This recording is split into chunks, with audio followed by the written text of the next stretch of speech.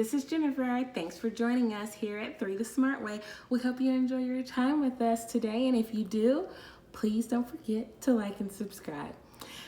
So, the topic for today is one that many people don't discuss until it's relevant, until it's time for them to be interested in it, until it's time for them to make a very specific move in their life and bring little ones into the picture. And that topic is going to be fertility. So I'm going to tell you about two different journeys in regards to my fertility, and that is going to be with our first little one and then our attempts for our second little one. So with our first little one, I was only using My Days, which was a period tracker app that I was merely using just to schedule life around my cycle, to be very honest. I was not using it for any ovulation data, but you can schedule notifications in the app, which is nice, that alert you when you are ovulating. So one night, I had gotten the alert, the notification from the app stating that it would be my ovulation window soon. So when things were getting hot and heavy with my husband, I did let him know, giving him the heads up that we are in that ovulation window. So just want to let you know so you can keep that in mind and make your plans accordingly. So then 10 months later, we had our first little one.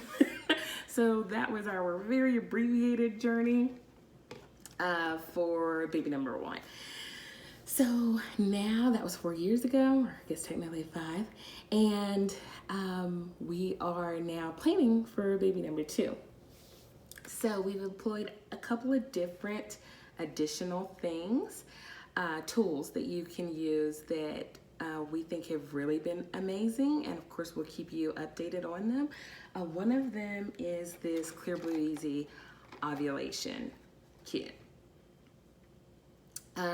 What I do love about it, and then make note that there are 2 different types of this kit out there. One doesn't have this pink tip, and it's called like an advanced digital. The research that I did, the suggestions for my OBGYN were for this particular version of the kit because it gives you a very brief 24-hour window basically that lets you know when you'll be ovulating. So very nice kit there. It comes with 10 test strips and a test holder, which is nice. It's very easy to use. You just plug the 2 together with the pink arrows facing one another. There's an arrow on this as well. When you plug it in, expose it to your urine stream, and then in 3 minutes you either get a happy face or not. If you don't get the happy face, then that means that you don't have the luteinizing hormone, which is elevated during ovulation. So that means that you're not within that 24-hour period of ovulation, more than likely. If you do, then all systems go, you're good to go. So we have used this. Pro tip for this kit, it is about $45 to $50 at CVS. It's cheaper other places, but let me tell you, if you use the 40% off coupon from CVS, it brings the price down substantially, and then you can still use your HSA or FSA to cover it. So, pro tip, keep that in consideration. The second item or tool that we've chosen to use moving forward has been the Ava Fertility Bracelet. Now, this was a HSA splurge for me. The bracelet itself is about $299. It is, though, important to know that every user is given a $20 off code to give to other people. They have a very large community where people share these codes all the time.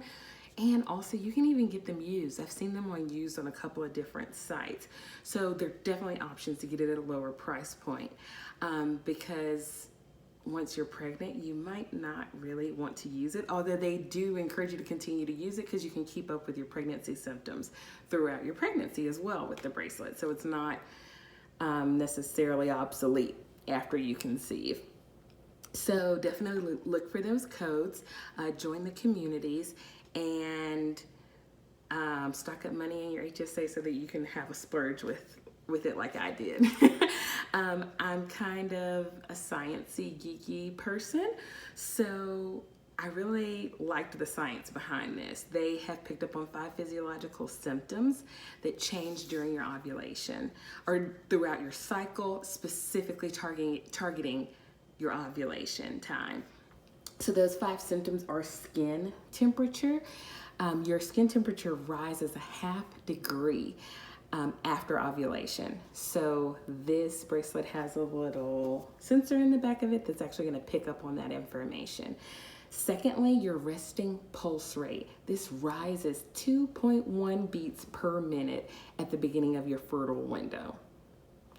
There's nothing else that will pick up on that unless you were just laying in a hospital bed plugged up to monitors all day and all night. So very nice, easy way to get that information. Your breathing rate is the 3rd physiological symptom that the bracelet's gonna pick up on because that's higher during your luteal phase. Fourthly is your heart rate variability. So this is the variation in time between one heartbeat and the next, okay? So this can be used as an indicator for physiological stress, which is really important because we know things aren't quite at homeostasis when you're stressed, and it's not optimal conditions to conceive under. Lastly is perfusion. So perfusion was a little bit different for me. The perfusion is the process of supplying blood to the tissues of your body. Because this is going to be pressed up against your skin, which is densely populated with capillaries, it's actually going to pick up on that information as well. Perfusion is at its lowest at the start of your fertile window. So quite nice that it picks up on all 5 of those things that are so directly connected to ovulation based off of their research. So wearing the bracelet, really easy. You'll just place it on your wrist at night. It will automatically vibrate and give you an indication that it's ready to collect data. In the morning, you'll take the bracelet off, you'll plug it into the charging cable that it comes with, and you will sync your data using the app. When you sync your data, then you'll be able to chart all of those symptoms or indicators, and it'll pretty much update every single day its analytical guess at what your ovulation date is going to be for that month. Really important thing to note is that you pretty much need to feed it with a month of data, so you need to wear it every night for a month before it will give you any predictive analysis. That's important to know because I could see a lot of people buying this saying, I'm going to wear it tonight and then I'll know if I'm ovulating tomorrow, and it does not work that way. So make sure that you give it a month, you wear it for a month, so that you have that information available to you. Looks like Sky is joining me for this video. He's right here. She is right here. So that's my review of the Ava bracelet and a little glimpse into my fertility journey and how things are going. We'll definitely keep you updated. We have about 2 months of data in the Ava bracelet. Also, in using both of these tools, we've tested them against each other.